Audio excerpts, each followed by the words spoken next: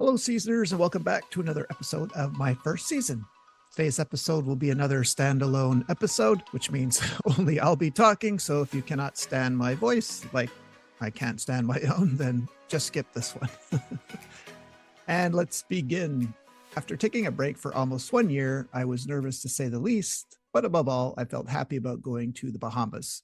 I was heading to a Four Trident village on January 20th, 1996, on the island of San Salvador.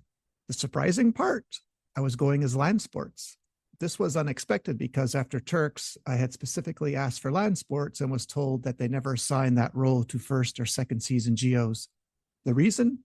Landsports is considered one of the most critical positions on the sports team. You need to be everywhere, coordinating, organizing, supporting, essentially acting as the right hand of the chief of sports.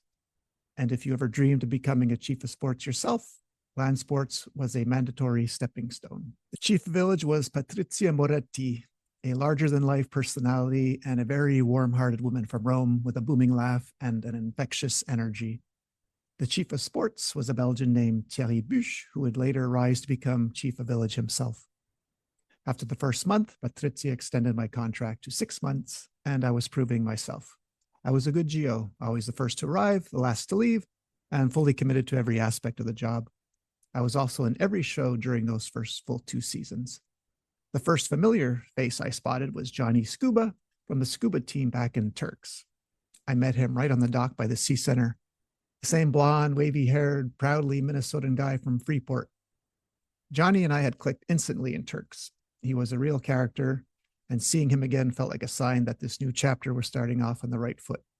Again, if you have not listened to it yet, please check out Johnny's episode on my first season under Johnny Scuba. During one of my first weeks there, I experienced what remains the most embarrassing moment of my life to this day, right in the middle of the main restaurant.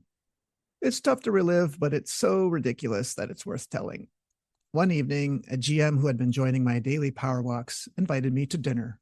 It was his birthday, a small, casual gathering. We were seated and chatting when things took a very unexpected turn. To my left was a Russian woman, and to my right, an empty chair. I'd had maybe one glass of champagne, and for some reason, during this conversation, decided to give the Russian woman my home address. As I was spelling out the French words in my address, I accidentally brought my elbow down hard on the corner of the empty chair beside me. The pain shot through my body like a lightning bolt. I should have screamed, flailed, something, but I was playing it cool that night, trying to look unbothered. And luckily, or so I thought, no one saw it happen. Now, the town I live in is a rather long name in French, not exactly a breeze to spell out mid-conversation, even when you're not seeing stars. As I pushed through the letters C, H, A, T, the pain intensified and something felt off. I knew I wasn't going to make it to the end of the word. The next thing I remember is waking up on the restaurant floor in a small pool of blood with a circle of confused faces looking down at me. For them, I had simply passed out for no reason. No one had seen me hit my elbow, and let's be honest, who faints from that? Turns out I did. Later, it was explained to me that I had suffered a vasovagal reaction. Basically, my body went into shock, my blood pressure dropped, and I blacked out. When I fell, I hit my head on the same chair corner that I had hit my elbow on that had started this mess, hence the bleeding. And of course, because it was elegant night, the drama had to be turned up a notch. Just as I was trying to collect myself on the floor of the main restaurant, the chief of sports came in dressed as Indiana Jones because it was the Indiana Jones show night around the pool. He looked down at me, incredulous, and asked, "What the heck are you doing?" before hoisting me up by the shoulders despite my protests. I protested because I knew something bad was going to happen if he lifted me up. And then that's when it happened. I grabbed an ice bucket off the table, barely, and began to hurl like a demon. Picture The Exorcist, but in a sports coat. The GMs watching scattered like pigeons at a cannon blast. And just when it couldn't get any worse, I continued vomiting all the way through the village while being carted off in the Club Med buggy. The infirmary was at the far end of the resort, so it was a very long, messy ride. While I had been unconscious for about 30 seconds, a nurse who was a GM had rushed over to help, only to get into a tiny argument with the official Club Med nurse over who should be in charge. Meanwhile, I was still, leaking from the head. The fall had earned me a few stitches, and that was the end of my night.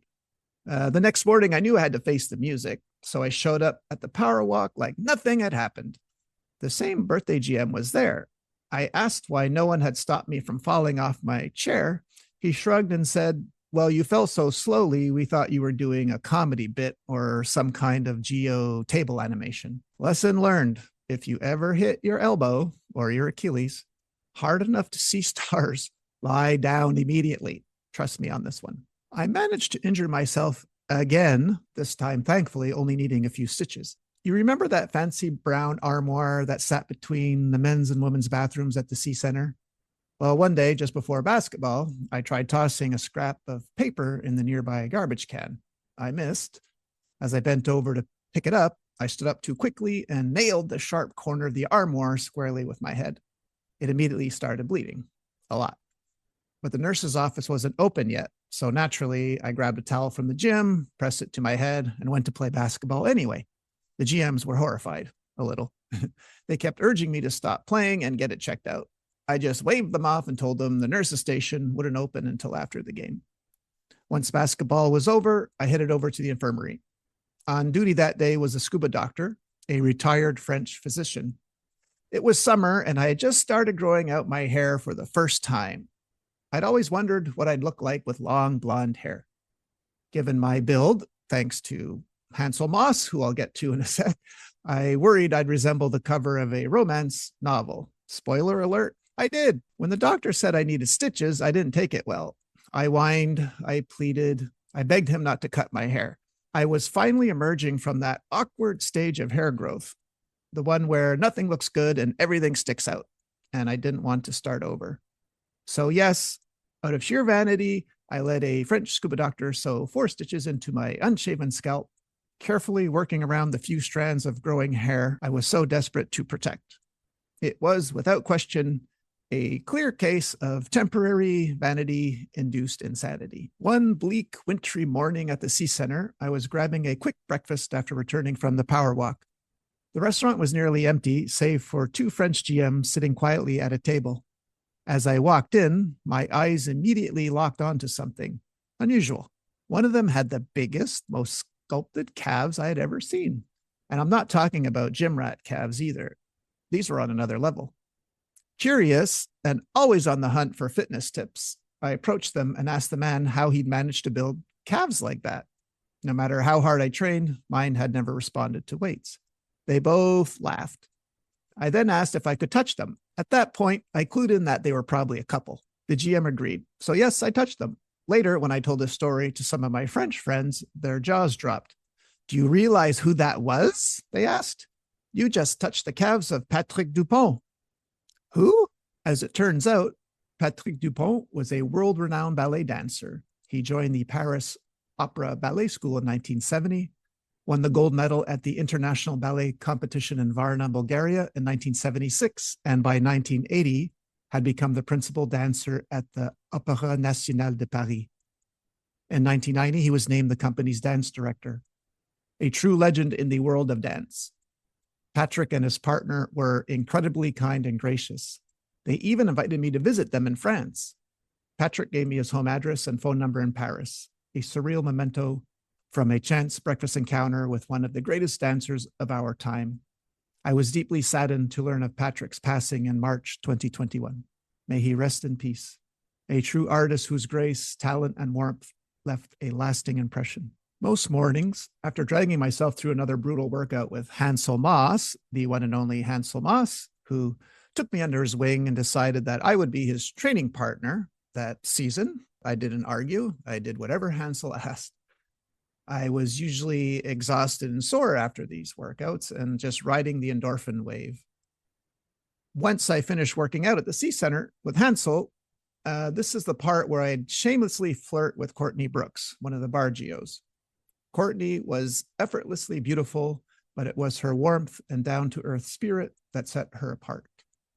Of course, she was also completely unfazed by my so-called charms. You can hear more from Courtney in her episode on my first season. I actually asked her during the interview if she remembered all my awkward attempts at flirtation, and her answer genuinely surprised me. I also first met Rafael Baez that season, of all places, in the laundry room of the G.O. building. We hit it off right away. Rafael was not only easy to get along with, but he was also incredibly generous with his time, especially when it came to giving me windsurfing tips throughout the season. It was also the first time I met a G.O. from Japan, Mikiko Ome from the scuba team. Mikiko had a warmth about her that instantly put people at ease. She was kind, funny, and brought such a positive energy to the team. Another great G.O. I met that season was Peter Algazi. He had that West Coast charm and could talk to anyone about any subject and had a great sense of humor. Rafael, Mikiko, Courtney, and Peter left a real impression on me, and I'm grateful to have crossed paths with them. Be sure to check out all their interviews on the My First Season podcast. You'll see exactly why they were so memorable. One of the most unforgettable and friendly G.O.s I had the pleasure of meeting was Pancho from Mexico. What stood out most about him was his boundless energy, radiant smile, and genuine warmth. Every time I passed him on the path to the pool, he'd flash that infectious grin and shout, "Let's do it!" His way of rallying us to make the most of the day and give the GMs an unforgettable week. Pancho was in charge of water skiing, and it was under his patient guidance that I learned to perform the brouette for the water ski show. He paired me with a very tiny French G.O., and we met him after work at the dock to rehearse. Having never done anything remotely like it, I felt a bit shy at first. The brouette move begins with your partner straddling you in the water, which can be a bit awkward when you've only just met. But Pancho's encouragement put me at ease. He carefully taught us each position of the routine, and before long, we were performing it in the water ski show. Thanks to Pancho, I was still able to perform the brouette years later at Club in Martinique in 1998, and again in Cancun during the 2004-2005 season.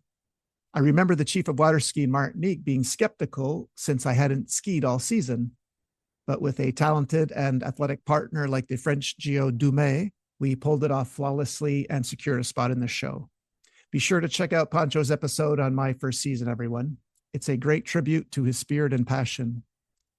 There are others I would like to mention this season in Columbus, but out of respect for their privacy, I will refrain. Since I spent a year with Hansel Moss, I'd like to get back to talking about him again.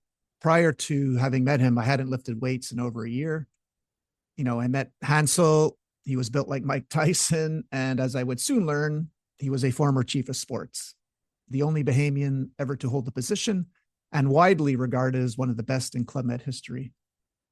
And again, for some reasons I don't fully understand, Hansel chose me as his workout partner, this tall, skinny white guy, as his training partner, but I was grateful.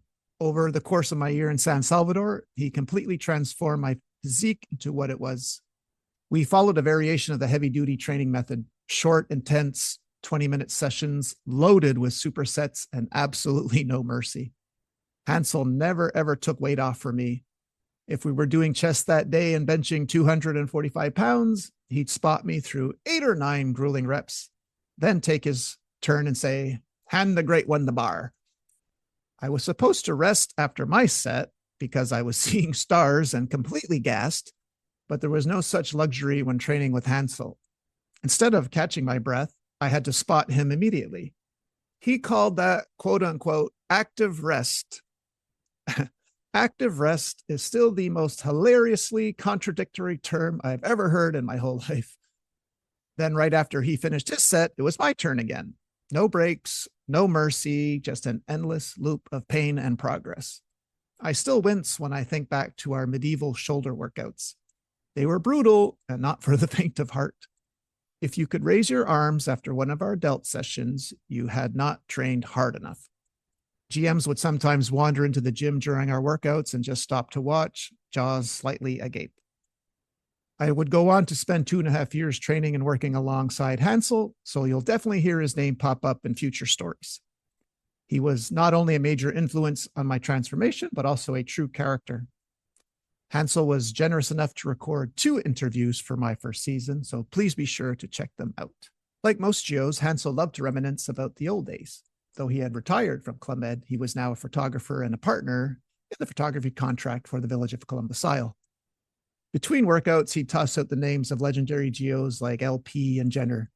Names I'd grow to resent at first, if I'm being honest, mostly because they kept being held up as the gold standard. LP, according to Hansel, had a freakish ability to remember the names of every GM in his activity. I didn't believe it until the following year when I saw it for myself. Jenner, on the other hand, was revered as one of the best Landsports G.O.s Club Med had ever seen. Please check out both LP's and Jenner's interviews on my first season if you have not already. They are definitely worth the listen. And let's be honest, Hansel wasn't trying to put me down with these stories, quite the opposite. He was lighting a fire under me, inspiring me to match or even surpass the legends. He also shared how he used to run his sports teams, and I hung on to every word. I wasn't just training my body, I was preparing for the next step. I wanted to be a chief of sports, and Hansel was showing me the blueprint. In addition to spending a lot of time with Hansel, I also found myself frequently in the company of the incredibly talented and endlessly creative Ketut Sugyantara from the animation team. Ketut had a unique energy, an artistic spark that made every interaction with him memorable. Whether he was crafting props, coming up with hilarious skits, or breathing life into the village with his infectious enthusiasm, Ketut was a true original. Spending time with both him and Hansel gave my days a rhythm, equal parts intensity and inspiration. Ketut hailed from the bewitching and breathtaking island of Bali, a place as vibrant and captivating as he was. Patricia, who had previously worked in Bali, instantly recognized his extraordinary talent and charisma. From that point on, she took him with her wherever she went, knowing he could bring magic to any village. I like Ketut for several reasons. Like most Balinese, he was unfailingly kind, always smiling, always singing, no matter how grueling the day had been. He radiated a calm joy that made even the most stressful days feel lighter. I also genuinely enjoyed his company at dinner. While I was just another Quebecois G.O. from good old Montreal, one among many in Columbus Isle, Ketut was a living curiosity to our guests. They were fascinated by his background and would pepper him with questions about growing up in Bali, the countries he had visited, and the life he left behind to join Club Med. And Ketut, ever gracious, would answer each question with the same warmth and enthusiasm as if it were for the very first time he'd heard it. He made people feel seen and heard, and that's a rare gift. Ketut was also an incredibly gifted artist. Despite the relentless pace of our workdays, he still found time, what little he had, to retreat to his room and paint. His walls were lined with his drawings, each one a reflection of his creative spirit and his quiet devotion to beauty. One day, while chatting about his many talents, he casually mentioned that he also did tattoos. That was it. I immediately knew I had to get one done by him. Not just any tattoo, but one that would carry real meaning, made even more special by being done by someone I considered not just a friend, but a brother. I chose to place the tattoo on my right ankle. As someone of Scottish descent, I decided to get the lion rampant from the Scottish coat of arms. Ketut didn't have red ink, which is what I needed for authenticity, but I managed to ask one of the scuba G.O.s if his girlfriend, who was arriving soon, could bring some. She agreed, and once all the materials were assembled, we set a night to begin. Ketut, always considerate, gave me one last warning. Tattoos were permanent and no joke, but I was certain. I did not even have a single drop of alcohol. I just lay down on the floor of his room on my left side, ready. He had crafted the tattoo instrument himself using a small motor, thread, and the shell of a ballpoint pen, if I remember correctly. Watching him work with something so rudimentary made me even more in awe of his talent. He carefully traced the outline over the course of 2 hours. Originally, I wanted the tattoo to be completely red, just like on the coat of arms.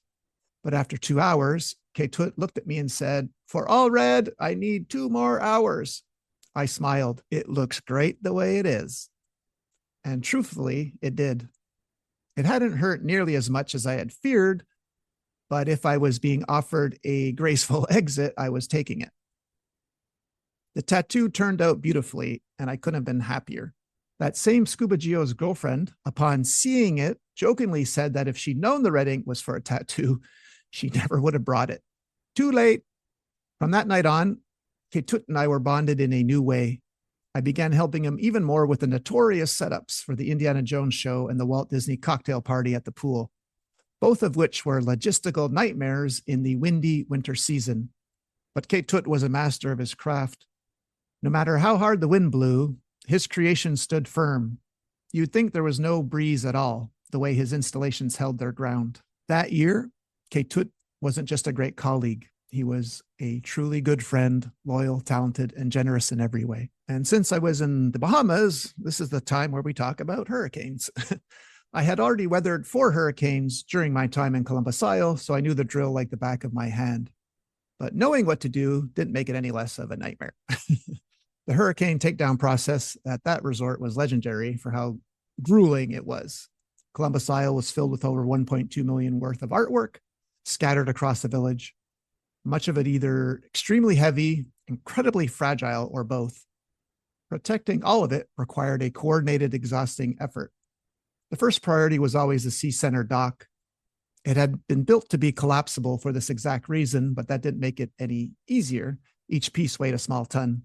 We had to break it down section by section, then carry those monster slabs to a storage area behind the Sea Center.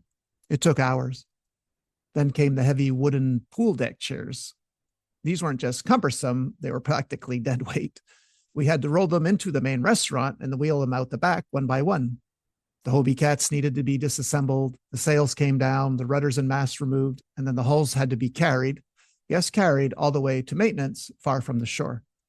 On the tennis courts, the nets had to come down along with the windbreakers. Every single outdoor glass fixture had to be carefully removed and stored. The scuba boats had to be driven to the marina and securely lashed down to prevent them from becoming high-speed projectiles. In short, anything that could fly away and possibly injure someone had to be either dismantled or locked down. And it had to be done fast, precisely, and in stifling heat, usually while watching storm clouds build in the distance. It was one of the most intense parts of life at Columbus, and one you'll never forget. Hurricane Fran was the most powerful storm to make landfall that year, packing sustained winds of 115 miles per hour. When it finally hit, it wasn't just a storm, it was a full-force assault, the kind of hurricane that reminded you Mother Nature doesn't negotiate. There were 2 major poolside shows that Patrizia staged during my season at Columbus that I mentioned earlier, and both left a lasting impression. One was the Walt Disney Cocktail, a colorful parade of Disney characters who made their way around the pool to the iconic music from the films, followed by a festive cocktail party. The highlight of that show, without a doubt, was seeing Ketut, our set designer, dressed as Mowgli from the Jungle Book. With his black hair and red loincloth, he looked the part, and when the bare necessities started playing, the magic truly began. Right beside him was a G.O. decked out in full Baloo the Bear costume, lumbering along in perfect contrast. Side note, I sometimes asked Patrizia if I could borrow the Baloo costume for Crazy Signs after the show, and it was always a blast and a crowd favorite.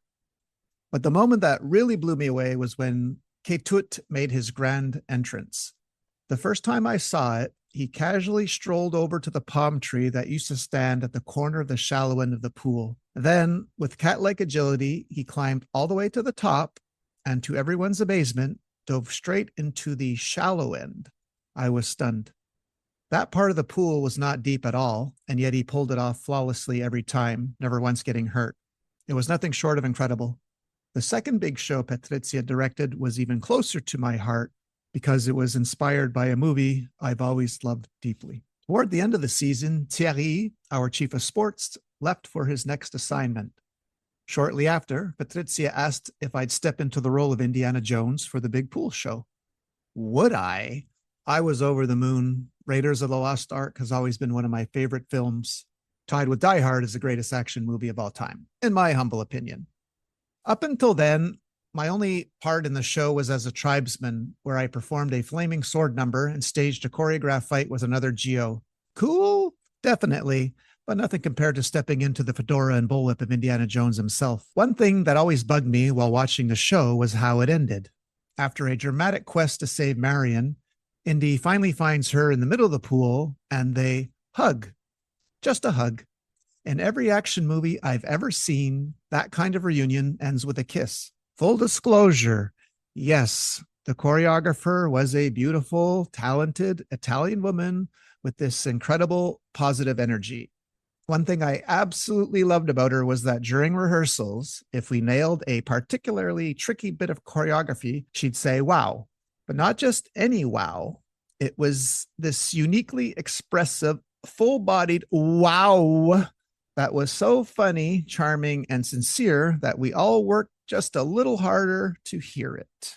Now, I know what some of you are thinking, but Greg, didn't you say in an earlier episode of my first season that you had a thing for choreographers in the villages you worked at? Well, yes, and thank you for remembering, but that's beside the point. The point is, Indy risked his life multiple times in this show. Dodge arrows, fight off attackers, leap into a pool, giant snake, all to save Marion. And after all that, he just gets a hug? That didn't sit right with me. It wasn't logical. And yes, I have been accused of being too logical. You, Greg, logical? Yes, me. So I floated the idea to Patrizia. Maybe at the end, Indy and Marion should kiss, just a kiss, for the sake of dramatic payoff. Patrizia was open to it, and she said she'd check with the choreographer since she was the one playing Marion. The choreographer's response? Nuh-uh, no way, not gonna happen. When word got back to me, that's what she said. I, of course, laughed because it was funny. And sure, she was beautiful, but it honestly didn't matter who was playing Marion. The kiss wasn't about romance. It was about giving the audience the ending I thought they expected. But in the end, we hugged it out for the remaining shows. Heroic rescue, triumphant music, and all. And it ended just with a hug. But here's another story involving that same choreographer. And forgive me if I digress a bit, but it's no secret by now that I was not a fan of late night rehearsals. I love performing the shows, but the rehearsals, not so much. That said, there were a few shows I really did enjoy. Taboo from Turks and Caicos, the Gladiator show we staged at Kushadasi in 2001, which I'll talk about in a future episode, and of course, the Halloween show. But the one number, the only number that I truly loved more than any other during my 10 years at Club Med was the Techno Can-Can. The first time I saw it was this season at Columbus. I was standing at the back of the theater when a few G.O.s, including Thierry and an Italian G.O. from reception, performed it. I was completely blown away. The choreography, the energy, the cardio, it was on another level. It took serious athleticism and it looked phenomenal. Every time they performed it, Patrizia would bring the G.O.s back for a curtain call and they'd hit the final part of the number one more time. I remember standing there thinking, I have to be in that number. So I begged the choreographer to put me in. I told her I didn't care what time rehearsal was, shocking, right? Or how hard it was. If someone dropped out, I wanted in. And one day I got the call. I was in. Now, I've never been a great dancer, but I gave that number everything I had. I knew the choreography inside and out. In fact, and some of you are going to laugh at this, when the choreographer went on vacation, I actually helped teach it to a few new G.O.s. I even brought that big black square boombox down to the scuba dock one day and taught a scuba G.O. the routine between dives. And here's something wild. Even though I hate stretching, I found myself doing it in my spare time just to make sure I could kick high enough during the number. When the choreographer came back from her vacation and saw what I'd done, the work, the effort, the training, she gave me the validation I had been waiting for. She said, wow, that wow, her signature way of saying it meant everything to me. I won't say her name here in case she prefers to remain private, but she knows who she is and I miss her a lot. With my departure from Columbus Isle on the horizon, I was asked to list 3 village preferences for my next assignment, but I didn't bother. There was only one village I wanted, Playa Blanca. I'd met enough G.O.s and GMs who absolutely raved about Playa. Playa Blanca was legendary. Sun, parties, energy. It sounded like everything I could ever want. As luck would have it, my chief knew the chief slated for Playa. One phone call later, and I was in, just like that. I said my goodbyes to Hansel and the rest of the crew, packed up my memories, and left Columbus for a much-needed vacation back home, tired from the cleanup from Hurricane Fran. I was off to a vibrant singles village, ready to party and have the time of my life. Well, seasoners, that concludes this chapter of Columbus. And don't worry, I worked there 2 more times for another year and a half. So if you like Columbus, we have more in store. And as you just saw at the end of this episode, the next chapter slated will be Playa Blanca in detail. Thank you for listening if you did. And if anyone would like to be a guest, like always, please reach out to me and we can share your story. Bye.